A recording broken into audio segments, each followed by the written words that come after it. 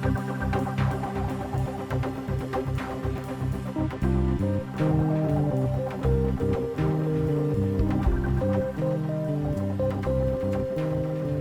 there, everybody, and welcome back to the Growing Band Director podcast. My name is Kyle Smith, and joining me is my friend and colleague, Jeff Smith. Our mission is to share practical advice and explore topics that will help every band director, no matter your experience level, as well as music education students who are working to join us in the coming years. Together, we will discuss many aspects of a well-rounded band program, but most importantly, we will discuss concepts that help us all improve our own programs each and every day. Always remember the famous quote by Ray Kroc, "When you're green, you're growing, and when you're right, you rot." Let's get started.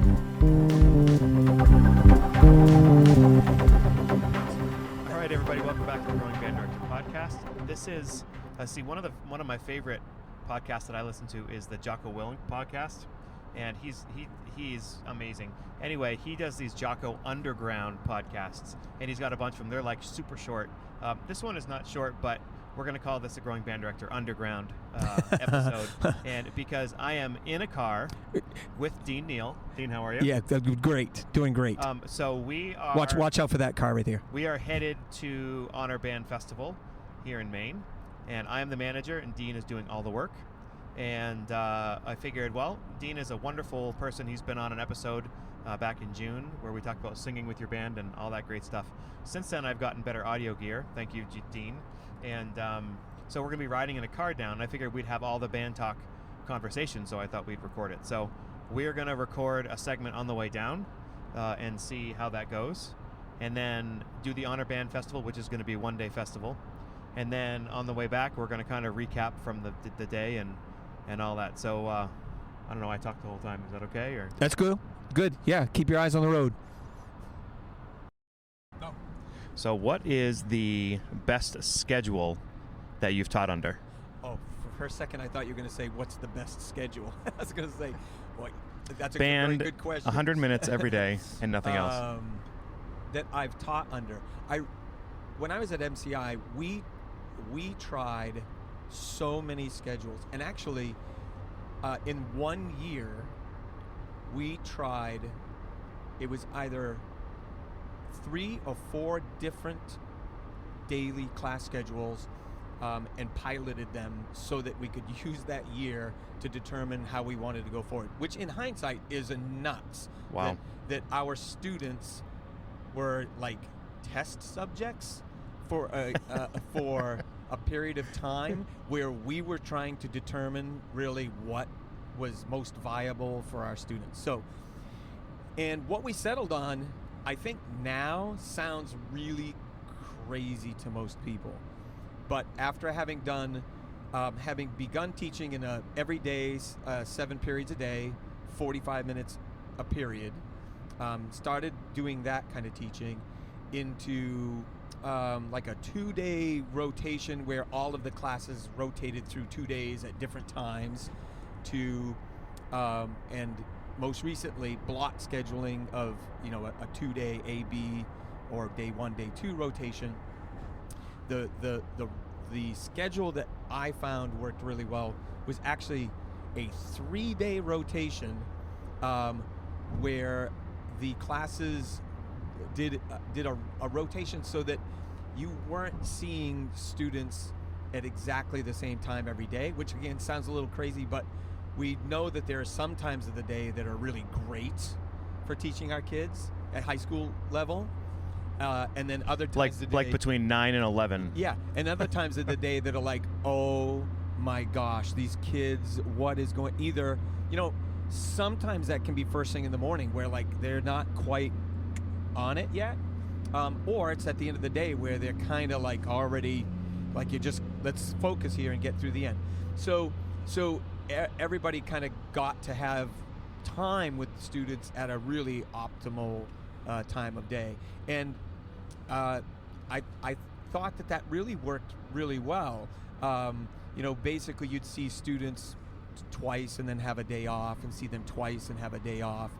So in the most you'd see them is 4 times in a week, and the least you'd see them is 3 times in a week. And it worked quite well. I think one of the biggest challenges, regardless of when I think about scheduling, and I've been in smaller schools, certainly less than for years, less than 400 students, and now less than 700 students. We have students that we're trying to have be involved with instrumental and choral programs, and not exclusive of one another. Right. Yeah. And so the biggest challenge around scheduling is how to make that possible. Right. And probably the most creative version of that I've seen is the folks at MDI High School, Mount Desert Island High School, have a really creative way of doing that, because they have students that are involved with their band, orchestra, and choral program.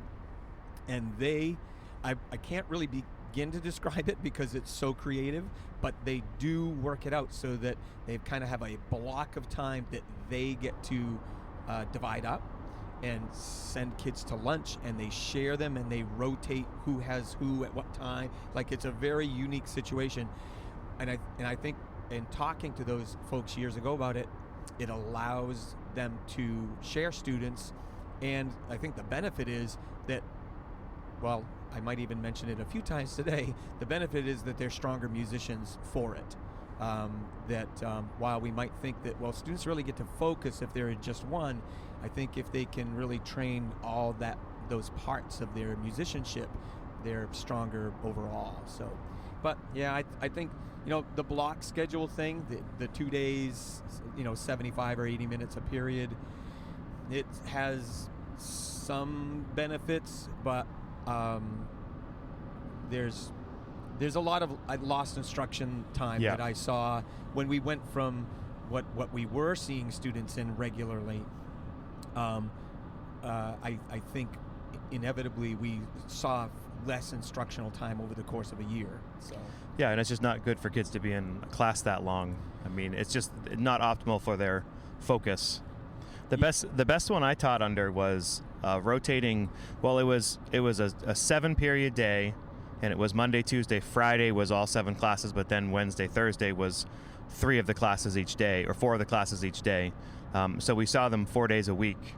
That was really awesome. That was some of our best playing years, was when I got to see them 4 days a week. Oh, sure, yeah. And I would much rather see them every day or 4 days a week for 45 minutes than 75 minutes every other day, let alone you have a snow day or whatever like that. Oh, absolutely. Yeah, I think the developing consistency is really the key. So having, if it's a little less time but more frequently, 100%. There's just, the whole topic of scheduling. There are at every grade level, I think there are challenges that exist, and I think in some ways they're unique for every grade level. And certainly at the high school, we find ourselves dealing with students that want to attend our career and technical centers more and more, which is great, but we don't want to see them leave our music program. And so how do we find creative ways to still engage them, keep them plugged in and connected with the program through those junior and senior years? And of course, then there's the whole, in the last 15 years, this might be a little controversial to some, but in the last 15 years, I feel like the College Board and AP have hijacked our high school scheduling for the last 15 years and convinced everybody that if they don't do AP courses in all of their studies, then they're not setting themselves up for success in college. And it's sometimes pitted those students against their arts education. And in schools where they've really worked to figure that out, that's great. But unfortunately, not every school has really strived to do that. And I think our parents and our students have been really, unfortunately, I think, in a way, pushed down a road that's not always really the most beneficial, in my opinion. Yeah, and there's also the teacher shortage a lot of places. Yes. So you're like this year we have an engineering class that's never been in the way of anything, But now it's right at the same time as wind ensemble, and I'm lucky only one kid really has the issue. So I was without that kid but it was only for a semester. This kid wants to take engineering. I can't blame him for that. Oh, no, not at all. And we've never had the issue where they schedule those singletons at the same time. We do have the issue with the Voc Center. I mean, not an issue. It's great. But if a kid wants to do Medoc or whatever, if they're going to be the second half of the day. And it went from being a quarter of their time in school to a half of their time in school about 5 or 6 years ago. And I don't know why that is. Something with the way the state mandated certain things. But I can think of 3 kids right now who are juniors who are not playing in band because our band is in the second half of the day and they have to be gone for 4 hours doing the stuff they want to do. So yeah, that's kind of a bummer. What I've resorted to keep those kids plugged in is that I do independent studies with them, which is again, it's just a stopgap to try to keep them plugged in. Ultimately the challenge is they're not playing with the ensemble regularly, and so they're not getting that experience. I'm still working with them on all of the music concepts, and they're still developing their skills. But they're not with their friends doing all the things. Yep. And they still come to all the performances, and they're there for all of that. But in the rehearsal process, there's certainly a piece missing there. Yeah. But it does keep them plugged in, and right now, I feel like every single individual student is, we're at a place where in recovering from the pandemic that honestly, I need every single student to be involved yep. to kind of bridge this gap between, losing a lot of students and then all the students that have restarted at the younger grade levels. We have such a great group of students, but there's going to be a little gap there where where it might seem to some that we're just treading water. We're not, but we are definitely doing our best to thrive with who we have, and so every individual, I'm trying to go out of my way, which is why 2 days a week I start before school with small group independent study lesson groups to keep those kids plugged in. But in the end, that's music education. The kids are at the level they're at in front of you, yep. and your job is to help them achieve the best that you can. Oh yeah, for sure. To that end, actually, when we talked about maybe having a little chat on the way down, I think that's. I often say to Lisa, my wife, who's a theater arts educator in school, down the hallway from me. So we're talk about, sometimes it can feel like we're just kind of managing. Sometimes it's like, when am I teaching? I'm just managing this piece and that piece, and this kid needs this and that kid. But those are parts of being a good educator, being a good music educator in particular in this case. And one of those things that I've seen in particular post-pandemic, but it's really been growing over the last, I think, 5 to 10 years. There's kind of the new hot button term in education is social and emotional learning. Yep. The SEL. And I think that it's a piece that when we talk about, even when I'm talking to school students about their schedules, I have to be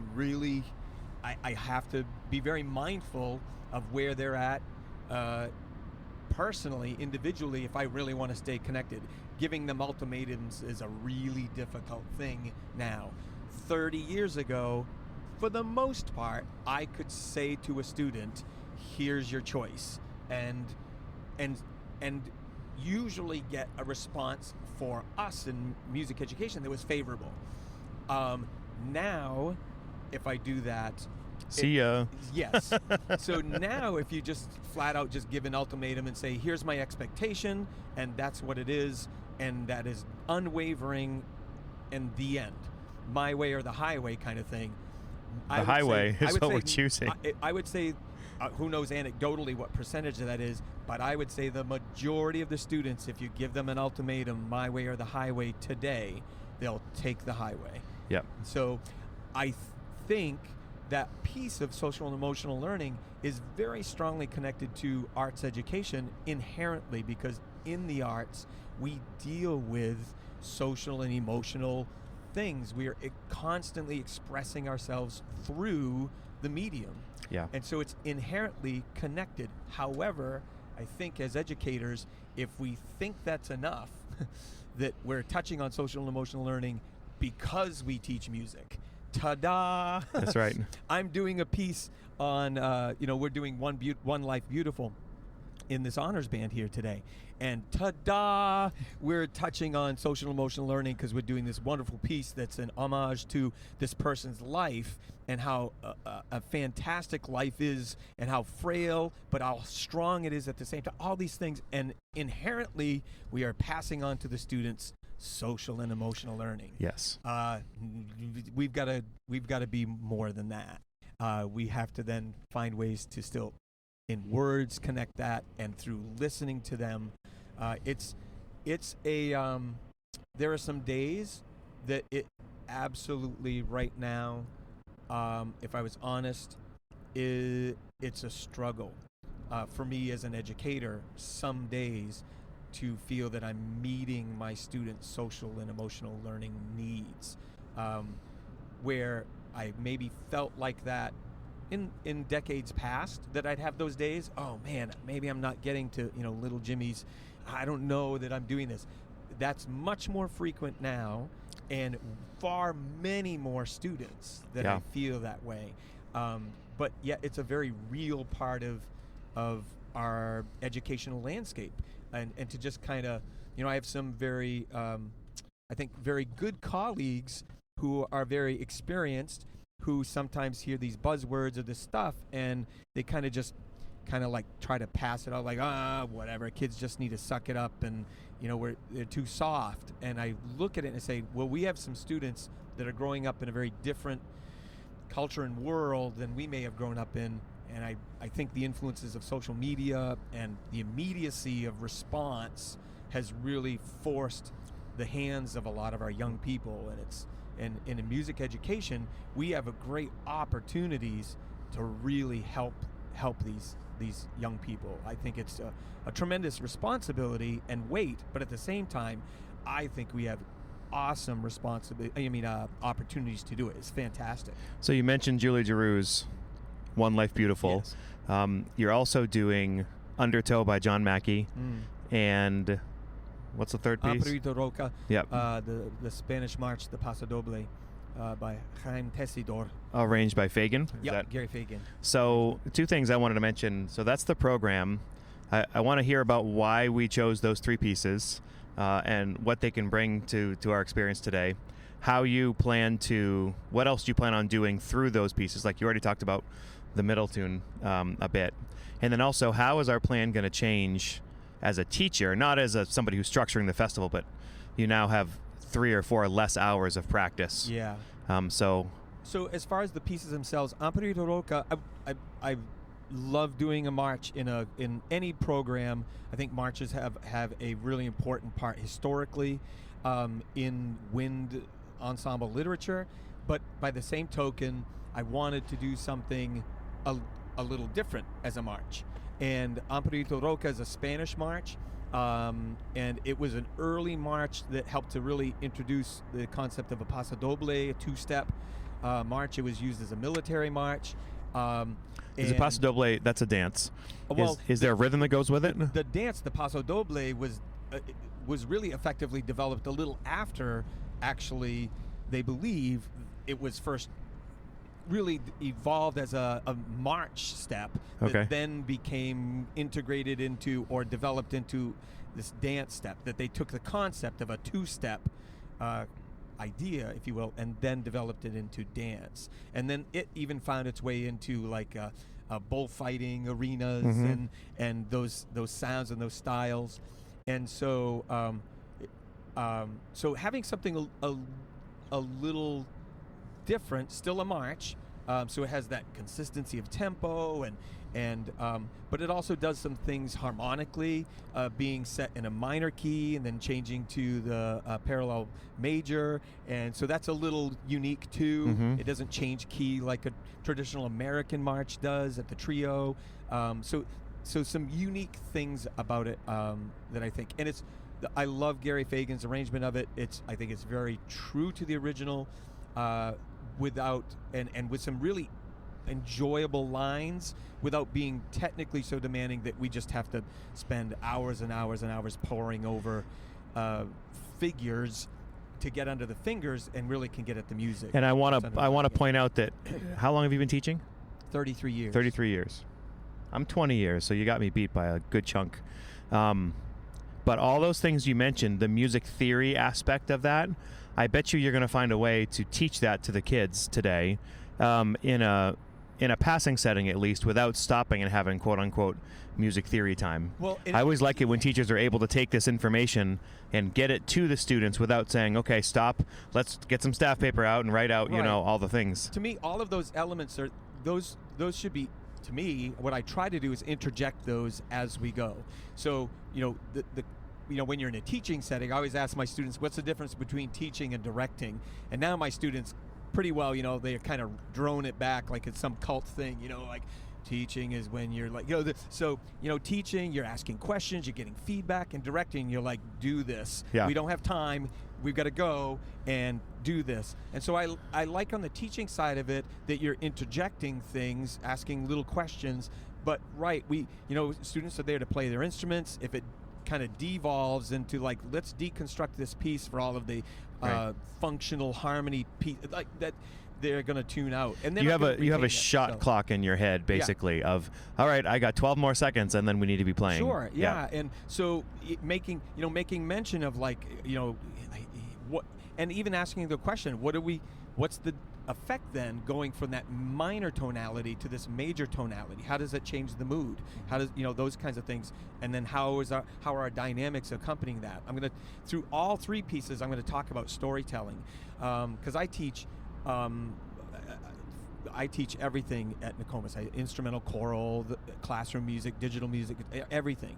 And one of the things that I point out instrumentally is that we, through our instrumental music, still storytell, but we don't have any lyrics. So how do we tell the story through instrumental music? What elements, are using articulation and dynamics and phrasing? Like, it's not just, well, I've got some notes and the composer wrote something, because oftentimes it is with, not oftentimes, it's with purpose and direction. Not every piece is programmatic, but every piece has a purpose and an intent. And sometimes if you create a story that's not there, it allows them to express it in a better way. Absolutely. I mean, I'm always, asking students, like, what do you hear when you hear, like, what comes to mind? What imagery does that evoke? Yep. So I'm looking forward to the March. In One Life Beautiful, I heard so many examples of this, got to play this piece under Dr. Tony Maiello's conducting a couple years ago in the Acadia Wind Ensemble, and I used as my foundation for how I want this to sound in my head is the University of North Texas recording of this piece. The tempo just really moves and it flows, and that piece, I think the students could make the mistake of looking at that piece and going, oh my gosh, it's like quarter notes and half notes, and there's nothing in here technically difficult. But if they lose track of one beat, they could be like lost for three measures, kind of thing. Mm-hmm. Like, they have to be so focused and so purposeful in every phrase that they play. It really is amazing. It's a great impressionistic work, and I did choose it for that reason, that technically the demands are not found in runs and lines and range, and it's found in nuance, and it's found in patience, and it's found in expressiveness. So just really, I love all three pieces. That piece is the one hopefully my enthusiasm for it doesn't leak through too much, but I'm so excited to do that piece. What are you using what do you plan to do for warm up? Now we have less time, so I assume your warm up might be a little less. But it's good. And look, obviously, like a festival warm up looks very different than like your rehearsal warm up, where you might do rhythm exercises and all kinds of things that in a teaching setting. But really today it's going to be focusing on listening and a little bit on watching to kind of preface our work on One Life Beautiful. So we'll use like a scale that's familiar to them. We may use concert B flat or concert F scale, and to get started, even right from the beginning, I'll do like a little conducting pattern, and you may have in your podcast, you may have mentioned that Yeah. somebody Gene was it Quinn Gene did this. Quinn? Yep. And and the whole purpose is to get them to look for beat one, because in One Life Beautiful, that's going to be my constant reminder to them is like my hands, and actually I've conducted One Life Beautiful in preparation and study with baton and without, and I think I've decided to do it without baton. Yep. Because my hands feel like I can be.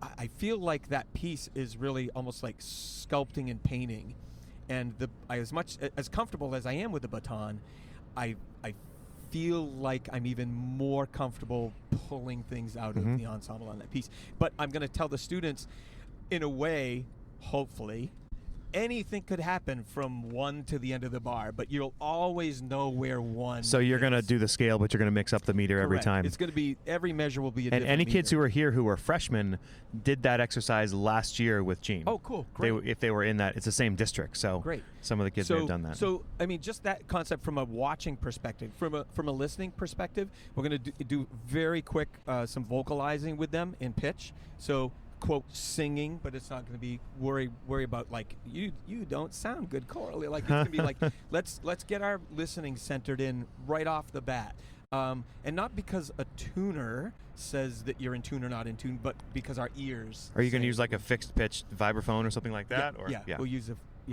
stationary pitch and listening, and just to get us going, I do have a chorale that I printed off. Actually, I brought with me that we can kind of throw out there, and Okay. whether or not we'll use it as an opening thing, or maybe How many copies did you make? I made enough. I printed out enough for the whole ensemble. Oh, okay. Yeah.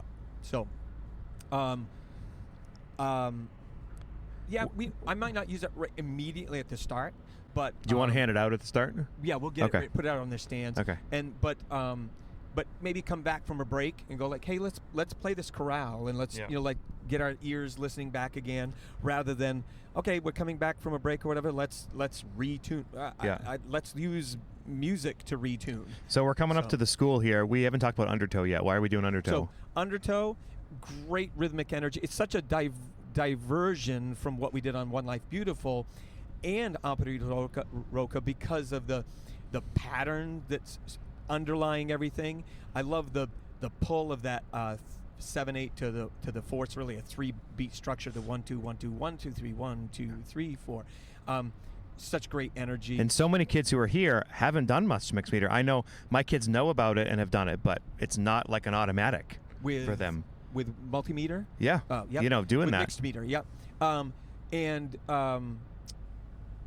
With undertow, once they settle in, it's like it's a groove. So and as such great writing for everybody in the ensemble. Percussion especially really gets to really stretch their legs a little bit on this one, which is really, really exciting. The biggest difference that's going to be present here in terms of rehearsing is that I'm really going to approach it in a way that's kind of assumed we've already done some rehearsing. Yep. So in other words, instead of coming in and say, let's play this piece and see where we're at, I'm actually going to enter in and be like, we're going to start, we're going to begin with the march. And I'll say, let me hear the introduction. Bam. Then we're going to stop, and I'm going to say, great. So in other words, I'm going to pretend like we rehearsed I'm yesterday. going to pretend we've already rehearsed it, and we're already working on some things. That's great. So, because we have less time, so I'm not going to go through the whole piece and say, yeah, I anticipate they'll play right through the march. So let's go, intro up to 26, and we'll stop, and let's go back. Let's do this, and so we'll spend, on the opening of the rehearsal, maybe 20 minutes on the march, 15, 20 minutes, and kind of compartmentalize it a little bit, and then we'll move on. Yeah. And at the end of that, okay, let's play right through it, beginning to end. So yeah, because we're reduced in time, we kind of have to. But we're going to gain a little time too. We're going to change our schedule so we have great. the most amount of possible great. rehearsal time today. So my big thing that I have to watch out for myself personally is that when I know that there's a little bit of a time crunch, my brain starts to process things. I'm like, okay, here we are, because kids are going like, whoa, I got to flip there. So I tend to work pretty quickly anyway. Yeah. So that's good. So I'm always telling students, if you're like, whoa, wait, where did you say? Just ask me where we are. I'm sure it'll be great. So we'll keep trucking along. Maybe we'll check in after the festival and see how it goes. That'd be cool. Yeah. Okay.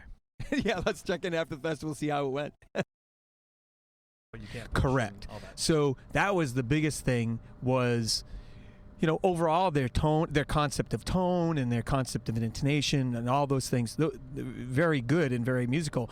There were definitely some issues present, but with a limited amount of time, the question then becomes how much can we hammer away on that in a limited amount of time and not, have kids come away from it going like, oh my gosh, all we did was those 8 measures. So let's talk about sort of what happened, because Undertow, John Mackey, which is 7844, just about throughout. And 2 days before, one of our great percussionists, I think he was 3rd chair, maybe 4th chair, came down with COVID. So we had an alternate jump in and cover his parts. But then the tom part in the middle of it was kind of too much for him. So we had another kid who is a percussionist who made it. He tried to learn the tom part today in the last few hours. And we got to a point that it's just if anybody knows that tom part, it is not an easy concert tom part. And the tom setup that we were using is different from what we would normally use at school as well. So he really, by the end, sort of fabricated a part that was the best he could do. Right. But we have to be happy with that. And yeah, tried absolutely. to get him to be happy with that. And another percussionist had to kind of cover a part last minute that we had that hadn't happened as well. So those things in a festival situation, that's not uncommon because somebody's sick, and so you've got to maybe slide over here and cover that. And how do we manage those things? That even happens sometimes in our own schools, right? Like, Joey's sick today, and ta-da, you get to cover this tambourine part. When that part. happens too, it's like, okay, could we do without the bell part because we're all seasoned right. Yep. Yes, we could. Yep. However, there's a kid here who only has 2 notes in the whole piece. They're clearly a bright kid because they made honors band. Right. We say, can you do this? They say, yep, I could do that. So then that gives them an opportunity. Rather than going, oh, why didn't we cover that or whatever, it's an opportunity for that kid to get that experience. So there's a passage in One Life Beautiful that that we went over, and it dealt with a number of accidentals and essentially changing chords nearly every beat. And so we went over it, and it was a little rough. We ironed it out, but we didn't go over it for like 20 minutes. We addressed it. It was much better. So the question is, like, with more time, yesterday and today, we could have dedicated to really kind of diving into that and really repeat, you know what I mean? Like giving it enough time so it felt much more secure, so that knowing at performance time it would be secure. And then it was going much better, and then sure enough in performance there were a couple of bars that were like that we had maybe some forgetfulness of like, oh, we're in D flat major here, concert, oh shoot, that's I forgot my pinky there. And so those things happen, they, as I told them, but my hindsight is like, what could I have done during the rehearsal time, limited rehearsal time, that still provides them with a quality experience where it's not just playing. Well, I'll say what you did do was, by the way, it's weird doing this in a car. Oh yeah. What you did do really well was you celebrated the moments where they sounded really good, and you'd say, after a piece or after a run of the piece or a section, you say you have moments in that where you sound really, really amazing, and you were celebrating those moments. And you didn't say you have moments of this that aren't very good. You were focusing on the positive stuff, knowing that there's only so much you can do in a short amount of time. Right. And I think the kids understood that. They were making really good music, and because of the approach you took, they left thinking they sounded really good, which they did. Which they did, absolutely. I think it kind of resonates with other festivals that I've conducted where, I've even had like you yourself, you pointed out, like, oh, I think it's the second trombones, which is great to have another set of ears to pick up on things, especially in a 70, 80 piece ensemble with limited time. But I'm not doing anything besides sitting and listening. Right. So, we, like I told them, sometimes we get an agenda in our head and we get focused in certain areas and we're not picking up every piece in the spectrum. But I think of other times that I've even had managers or folks say, I think that part is actually, I think they're, especially in vocal things, they'll be like, I think the alto 2s are actually doubling the alto 1s there, and it's, we're 1 hour before the performance, and I'm like, yep. That's okay. You kind of have to weigh things out, and it's not about cutting your losses. It's about recognizing what's really important and critical to the music being having it being. You want to have it to be in solid integrity, right? You don't want to deliver a piece of music that's not true to its intent. But sometimes we are limited, whether it's in ability or time, and so how can we still do that and deliver a performance that's strong, that's musical, and not get too caught up in like every single pitch? And what really kind of struck me about that, I remember Frank Mantooth. You remember the writer Frank Mantooth? Yes. So we brought him in. It was in the Ice Storm year, 1998. Yes. And I had him come in to do honors band that year. And that was a wacky year, obviously, the Ice Storm, because being the honors band manager, I got to run the first night's rehearsal because he wasn't there yet because we had ice. And so he was delayed. And I was like, and I was a pretty new, like young teacher. I think I was probably only in my 5th year of teaching or 6th year. I was like, I'll manage honors band. And I wasn't thinking, I'll run honors band rehearsal on the first night. And you hadn't done necessarily score study like you were running? No. So great. So we're going through the charts. Great. And then he shows up basically to say to kids, hey, and we'll see you in the morning. He comes in the next day. The trumpets are playing a rhythm in one of his charts that he wrote. And it was a Latin tune. And the whole trumpet section is playing it incorrectly. Like it's not exactly the right rhythm. And he goes, yeah, trumpets, that's not the rhythm I have written there, but that works. That's fine. We'll keep that. I like it. It works. And we'll just go with that. You're like laying into it real strong, and we're going to use that. So how do you know, obviously if you're the composer of the piece, that's one thing. But yeah.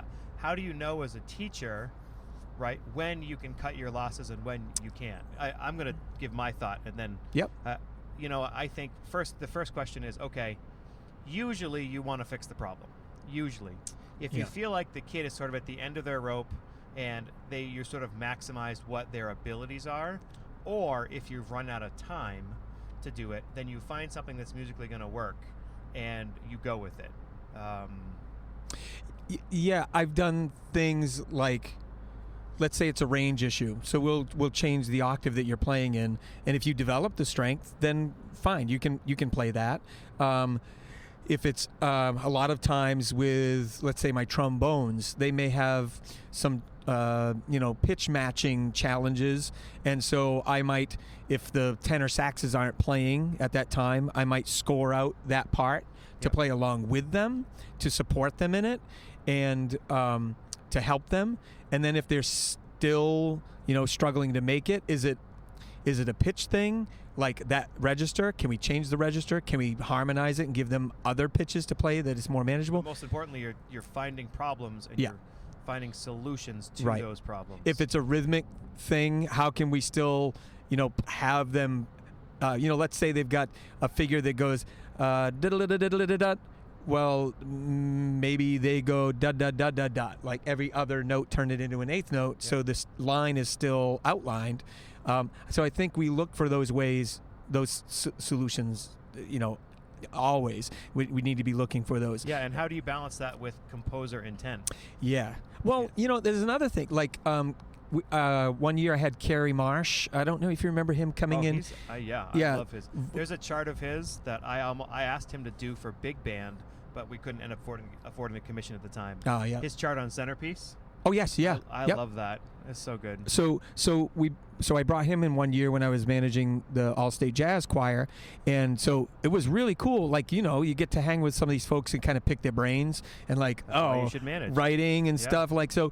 And so I remember sitting there in what was the place in Scarborough that had the hot dogs place? The Chicago Dogs. Chicago Dogs. So we went to Chicago Dogs, and Carrie's like, just like, you know, we're just eating away on stuff. And so we're talking about that very thing, about charts and things that he writes. And I was like, yeah, I mean, some of your charts, and by the way, some of his grade levels for charts, I don't quite get. Some of his like grade 2 to 3 stuff Yeah. is still like really challenging, and some of his grade 5 stuff has fantastic things in it, but if I could just like simplify it a little bit, there's so much great stuff in it.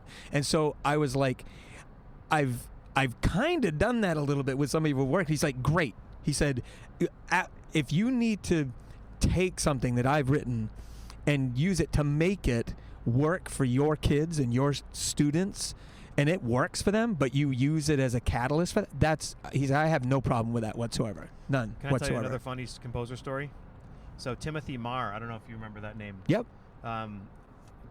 So he is good friends with Andy Boysen, and back when I was in college, we did a CD back when they made CDs of Timothy Marr's music, Mm-hmm. and one of the pieces was called "The Soaring Hawk," and based on for the Iowa Hawkeyes. Oh yeah. And so anyway, in there, so I was a graduate conducting student, and I had done all my score study, of course, before this composer came in. And there was a section I could not figure out harmonically at all. What the heck is going on in these bunch of measures? So there was an open Q&A with him and all this. And I thought, you know, I might have come up with a solution or whatever, but I wanted to ask him. So I asked him politely, and he sort of tilted his head and said, yeah, all that stuff, that's just white key stuff. He said, I just sat down at the piano and played the white keys, and I liked it, so I wrote it down. And he said, you know, not everything has to be analyzed. I just did it because I thought it was cool. I don't know what it is, but it's just white key stuff. And that sat with me.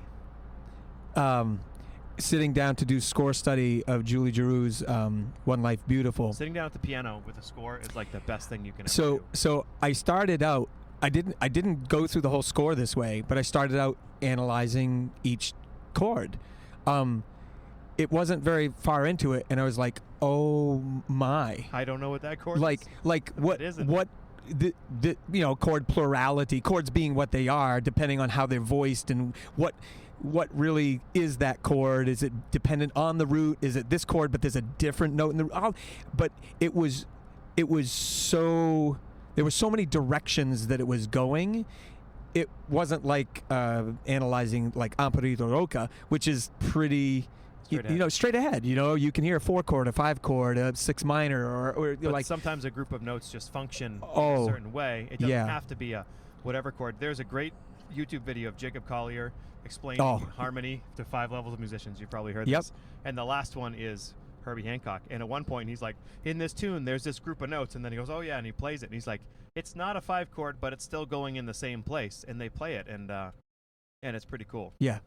So I think all of those kinds of things, when I think about delivering to students in a short amount of time in a festival situation like this, like you may have heard me say little things like, okay, well, that's, you know, in this interval, we had them sing at one point, like an interval. They had a ascending perfect 4th interval, and they were a little flat. And so we had them sing it together, you know, and talking about like, well, that intervals, that's an interval of a 4th, and mixing in some of the theory that's present in the music. Or the clarinets had a major 7th interval, for harmonization, and you could hear them when they first played it. It was really not in tune, but I could understand it because they were not aware of what was trying to be said harmonically. They probably heard it as like, oh my gosh, I'm out of tune. I'm supposed to be playing an octave with these people. It's like, no. You have a major 7th. You know, trust the harmony to be there. So, you know, working that in. But again, how much time to my big thing today was like, I wanted them to still feel like they were playing music together, and being able to make music and not just simply drilling, drilling, but getting to the music. So that can be a challenge sometimes. There was a couple things you did in warm-up and tuning that I wanted to mention because they were very cool. I mean, I'd seen variations of it or heard about it, but hadn't done it before. The one is, I think a lot of people know F Around the Room. Yep. And it's from the Superior Performance book. But basically, everybody plays a concert F one by one, and you connect it whole notes to whole notes, and you can make that as detailed as you want. A lot of groups do this F Around a Room, but F Around a Room is great. But then the second time, I had never heard of this part, so the kids had to play concert F and then go down to concert B flat. Right. Both whole notes, so they play for 8 beats. But when they go to the concert B flat, the next kid next to them plays the F. Right. So not only are they passing it down, but they're also tuning a fifth of B flat and F. Correct. And if they do it right, it goes all the way around the group. And that was a wonderful thing that I had never heard of, and I hope to do at some point. Yeah, it was a little lengthy, right, with a group of this size. Right. But by the same token, I did want them to experience it. What was really interesting doing the F Around the Room and then the interval F and B flat around the room was to hear. Actually, what I thought was interesting when we did F Around the Room, some of the students were not in tune. And when we did it the second time with F and B flat, some of those students had improved already on the next time. You could tell who hadn't paid attention to the directions. Correct. Yes, you could definitely tell that one. But I just did this one with my my own concert band the other day for the first time this year, and the same thing. We did the F Around the Room, no problem. And actually, they did the usual hold it to beat 4, stop. And it was like, no. And I'd use the analogy of passing a baton, and you got to connect it. You want to hear. And they did that, and it was much improved. Then we did the F B flat, and you could see some of the kids' brains kind of going wait, what? Ooh. It's like, okay, don't think this one too hard here, Jimmy. We're just you're gonna do F, and then you're gonna go to B flat. So, and then we got it. But that was I think the tuning of the interval.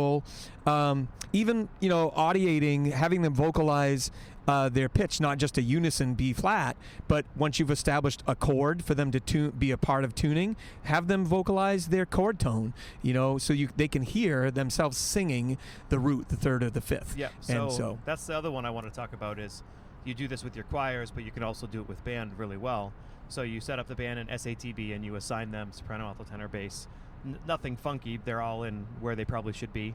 And you voice out the chord with the bass in the root and the tenor in the fifth, the altos on the root, and then the sopranos on the third. Yes. And then so they hold that chord, and you do it a couple times and fix some things. And then whenever you say their part name, they go down a half step. So the first thing was the altos would go down. Yep. So then you have 1, 3, 5, and a major 7, which obviously is a different color. And then they go down again, so now you have a flatted 7th in there, which I always want to have go to the 4 chord, but it obviously never goes there. And then the soprano part, if people are following, then go down a half step. So now you have a 1, a 5, a flat 7, and a minor third. So you're hearing not only chord extensions, but those 4 different chord qualities. And then you move the basses and the tenors down a half step, and then the altos back up a half step, and they're then, rather than being on a concert B flat chord, they're on a concert A chord. Yep. And you can continue that cycle down as much as you want, and it's just as long as they know their chromatic scale, it's a wonderful tuning exercise. It sure is.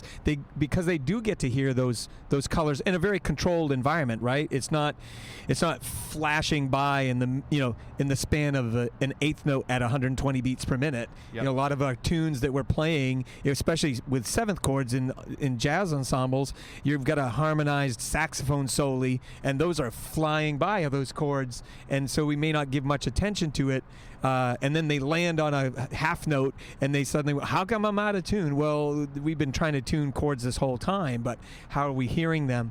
But in the concert band setting, the same thing. We still have seventh chords in concert band and chord extensions, and getting them to listen. And I think that can be even more creative. Even doing things like, letting them lead that. It's great to do it conducting, so they can watch you, but letting them lead it through listening, so that as they hear the chord move, they know they hear where they are, and rather than like, I'm going to conduct it. Well, did you hear the chord move? Are you playing too loud? Did you not hear it? Are you too loud, or are you not sure where that even happened? So you're training their listening skills even deeper, even more. So that's a really cool one that I used vocally.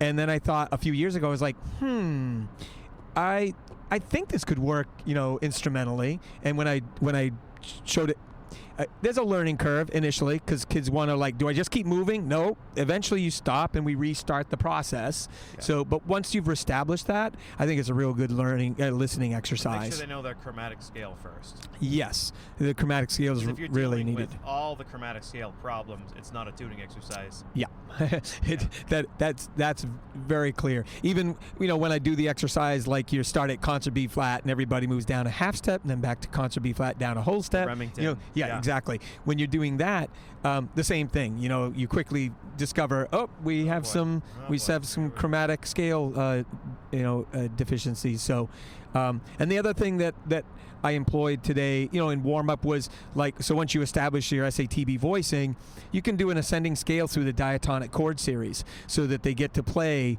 all of the chords of the chord series, major, minor, minor, major, major, as triads, and they get to hear that ascending through the scale, and use that.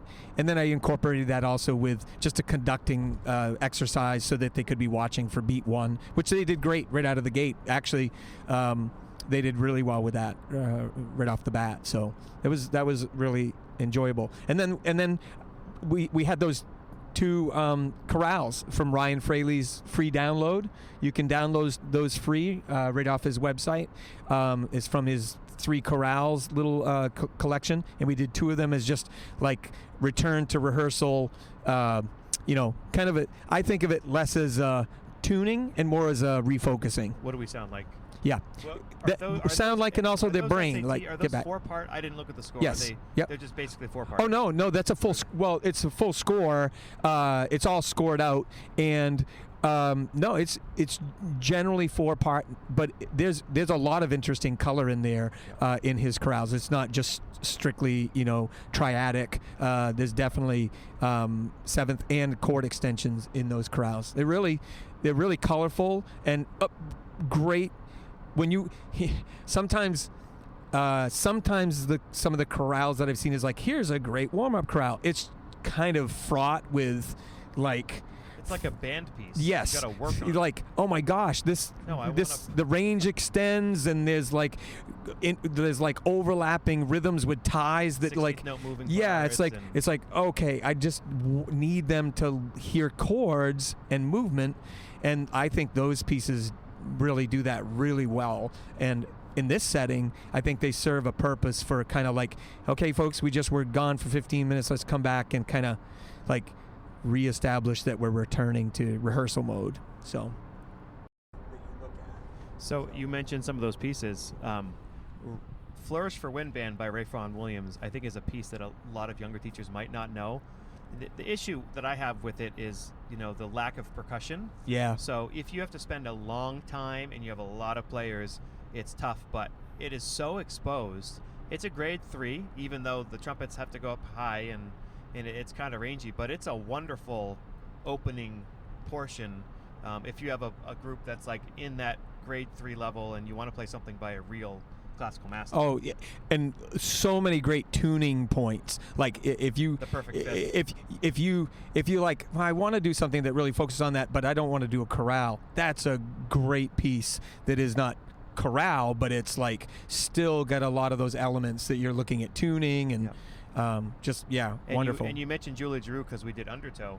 There's 2 other pieces I want people to know about. If you don't know it, one is called Let Your Spirit Sing, which is by Julie Giroux. It's a grade 2. It's in an open key, and so all the accidentals are written in, and it goes through lots of key centers between G major, E flat major, D flat major, G flat major, but there's accidentals everywhere. But the piece kind of plays itself. I mean, I would call it a hard 2. Maybe it's a Texas 2, but the piece plays itself, but there's lots of accidentals in it. That's a really, really awesome piece. And then the other piece that reminded me of Julie Giroux's that I've done is her version of Silent Night. I don't know if you know this piece. No. So it's, sorry, I misspoke.